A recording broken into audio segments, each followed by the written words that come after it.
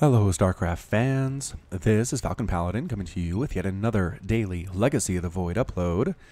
This is a game between Elazer and PtitDrogo on Frost, the latter edition. In the bottom right side of the map we have the blue Zerg player, it is Elazer, currently teamless but hailing from Poland. And in the top right side of the map we have the red Protoss player from My Insanity, it is PtitDrogo, who is French. So France versus Poland here. They were allies in World War II, but now they are fighting to the death over StarCraft 2. A PvZ for you here on Frost to mix it up with the TVT that I cast earlier today. I hope you caught that one. It was a pretty fun one indeed. It involved Beyond, everybody's favorite, and Elazer, another great solid Terran player at the same time. Even if you don't like TVTs, it was a pretty darn fun one to catch.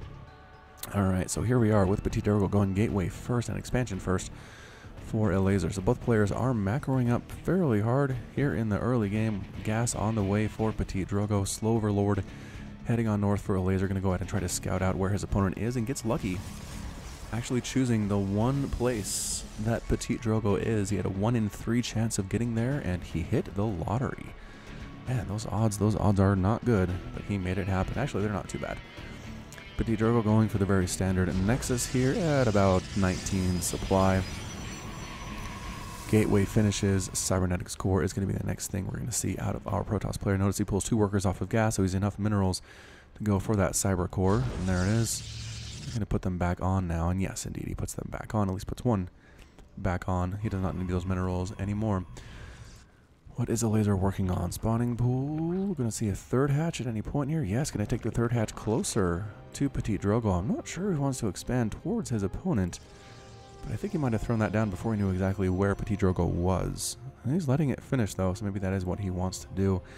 Now again, for Protoss, the exciting stuff happens after that Cybernetics Core. The second gas is up.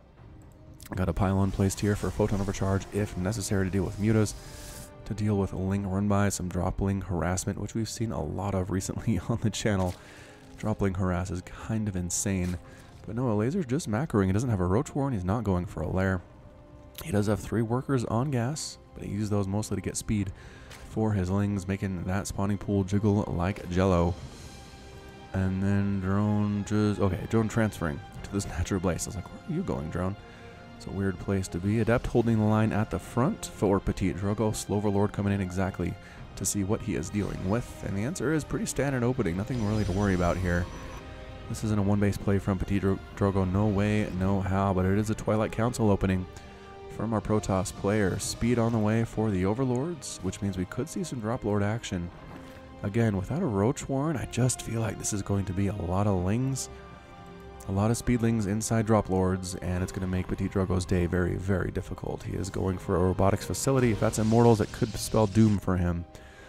Mothership Core scouting out on her own does notice this third base location, so that was a nice scout. Luckily there wasn't a Queen there. The Queen would have stabbed the Mothership Core in the face. Our observer says A. Somebody needs to respond with B. With the poop emoji, says Baguette. Dark Shrine on the way from PtitDrogo as well. How do I turn off the army graph? I don't know. You guys are distracting though, that's for sure. So, I wonder if Dark Templar would be a way to deal with this Ling drop stuff. I don't know. I mean, you would think to bring an Overseer with you, which most Zerg players do not do. I don't know if that'd be a good idea or not. Elazer is just not teching up at all.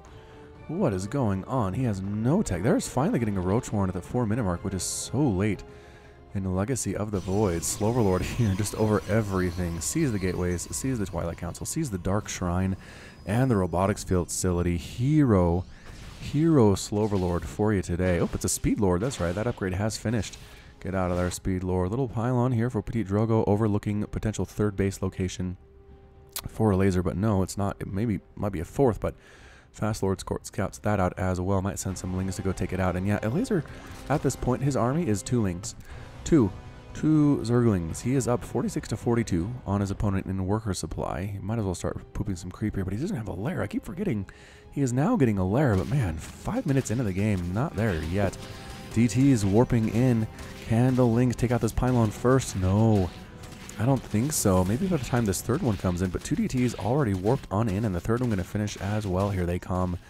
DT sneaking on in. Now, Elazer, you saw this. He does have a Spore Crawler in this third base. He's got Queens for base defense as well.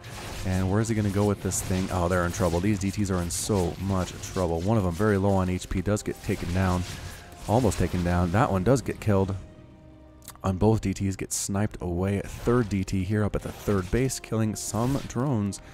Having a certain measure of success there and retreating before the army comes to defend. So 7 drone kills by 3 Dark Templar. That's probably a fair trade. 2 of them ended up dying, but looking at it, 7 workers killed, 350 minerals lost for Elazer, and about 650 resources lost for PtitDrogo, including gas. So I don't know, pretty expensive investment. Not sure that was entirely what you wanted there. So we've got a DT Sentry Immortal structure here from PtitDrogo, and establishing a third base as well, closer towards his opponent Elazer here. Fastlord does scout that out. Did he see that? He did not see it. He didn't.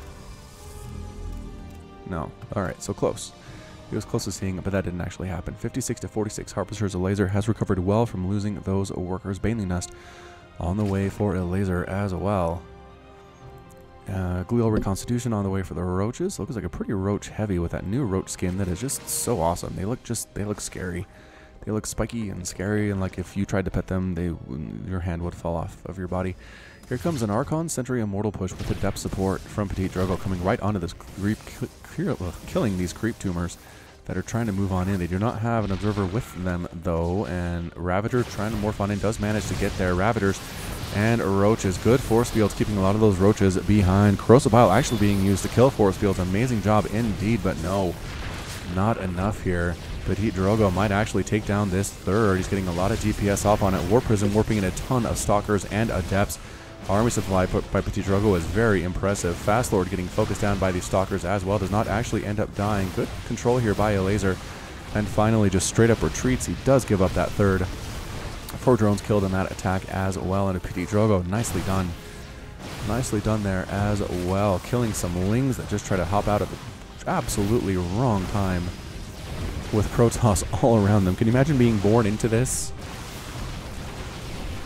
You're just some Zerglings, and you're like, what up? I'm here to help the swarm. Oh, no, actually gets killed before he's even born. Very sad. Very sad indeed. PtitDrogo is emboldened, though. Force fields again, keeping Ravagers, Roaches away. Corrosive Bile is being used to kill 2 force fields at the same time, but I'm not even sure if this is enough. Corrosive Bile is now being thrown down and dodged fairly ably there by PtitDrogo, but the Elazer retreating at the same time. He wants to use Corrosive Bile to take out that War Prism, couldn't quite pull it off there.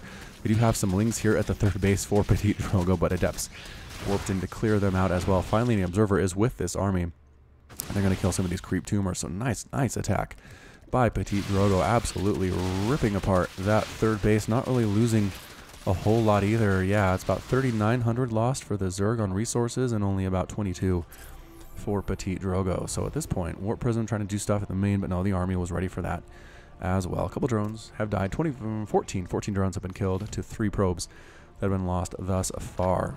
Warp Prism with Archons in it, trying to do what it can, but the whole army is here at the third base, or where the third base was, waiting for it. Elazer has not replaced that third, unfortunately for him. Fourth base is up and running, thankfully for the Zerg player. Warp Prism now contains 4 Adepts and is moving out to the left side. Overseer checking for a base up here at the 4th location for PtitDrogo, does not see one. Changelings coming on in to see where the army is. They see it, and because they're Zealots, it's easy for PtitDrogo to recognize what is going on there. So Elazer's army is Roach, Ravager, Ling. Can he take this thing down? I don't know. He's got a couple Banelings. He's got a couple Banelings here. Baneling speed has begun, which does allow Banelings to get 10 more HP. In addition to getting that speed, something that has been discussed in the comments of my videos. Resonating Glaives on the way for PtitDrogo, plus 2 melee attack on the way for Elazer as well. Adepts trying to sneak on in to this third base, or the 4th base rather, bottom left for Elazer, and actually doing a great job of it. Killing all of these many drones while pushing here at the third base as well. PtitDrogo absolutely on top of things in this game. Getting surrounded by Lings just a little bit, but force fields again keeping everybody back just long enough for the Ravagers and the Roaches cannot support. These Immortals are on fire. 22 kills on that one, 17 kills on that one. Some Baneling ring attempts and actually forcing him back. Adepts still going to town on this 4th base though. Some Queens trying to deal with him. It is just not enough Warp Prism dropping more Adepts inside the main base of Elazer at the same time. Some Baneling Ring attempt at the third base, getting chased away by Stalkers. Does not get killed, but does not actually manage to land anything. The Adept harass is continuous by PtitDrogo. Fourth base completely under lockdown. Some Lings trying to come in and deal with these, but these guys have Resonating Glaives. That's not that easy. It's not that easy. Finally, some Banelings come in with some Ravagers and some Lings. How many of these will they kill before they transfer away? 2 of them. 3 do manage to escape to the southern Zelnaga Watchtower, getting chased by Lings, and there they will die. So PtitDrogo has done some very major attacks. Baneling Rain, though, oh, big time hits on those probes and on those Adepts. Only 5 killed, though. Bunch of these probes are very low on HP, though. 4 of them about to die. Another hit would have been enough to do it. Do they not have +2 yet? No, they don't. +2 would have been enough to one-shot those probes. Elazer going for the Baneling Ravager Ling approach, which I think is pretty good here. Ravagers, again, not armored, not taking that extra damage against the Immortals. Baneling's pretty good against Stalkers and Zealots and Adepts.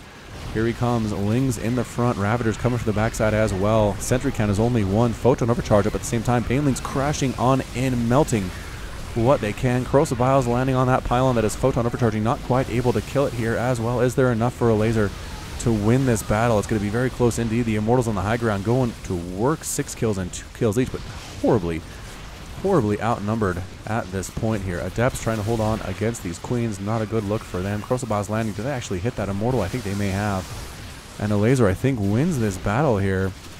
This third base by PtitDrogo is under assault in the most terrible way. Lings coming in from the reinforcement side of things as well. Nice micro, actually preventing that Immortal from running away, and does get picked off. Probes dying at the same time. Cannon at the third gone as well. PtitDrogo is down 77 to 54. Archons did get warped on in. Is it enough to deal with these Lings and these Ravagers? I don't know if it is going to be enough here. Zealot, no, those are Changelings. Oh, Changelings thrown down by Elazer.